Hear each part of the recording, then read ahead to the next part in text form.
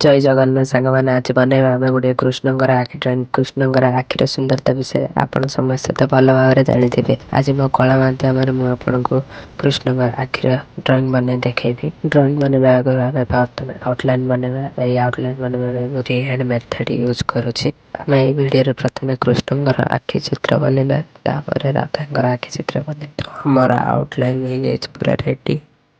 ଏବେ ଆପରେ layering Bai layering କରିବା। ଡ୍ରଇଂ ବନେଇଲା ବେଳେ ଆପଣଙ୍କୁ ଗୋଟିଏ କଥାରେ ଧ୍ୟାନ ରଖିବାର ଅଛି, ଆପଣ ଆଉଟଲାଇନ୍ ବନେଇବା ବେଳେ HB या 2B ପେନସିଲ୍ ବ୍ୟବହାର କରନ୍ତୁ, କାରଣ ଏହା ବହୁତ ଲାଇଟ୍ ହେଇଥିବାରୁ ଏହାକୁ ମିଟାଇବା ସହଜ ହୋଇଥାଏ। ଡ୍ରଇଂ ବନେଇବା ସମୟରେ ଗୋଟିଏ କଥାରେ ଆପଣଙ୍କୁ ଧ୍ୟାନ ଦେବାକୁ ପଡ଼ିବ, ଲେୟର ବାଇ ଲେୟର ଦେବାକୁ ପଡ଼ିବ। ଆପଣ ଫାଷ୍ଟ HB, ତାପରେ B, ତାପରେ 2B, 4B, 6B ଏମିତି ଦେବାକୁ ପଡ଼ିବ।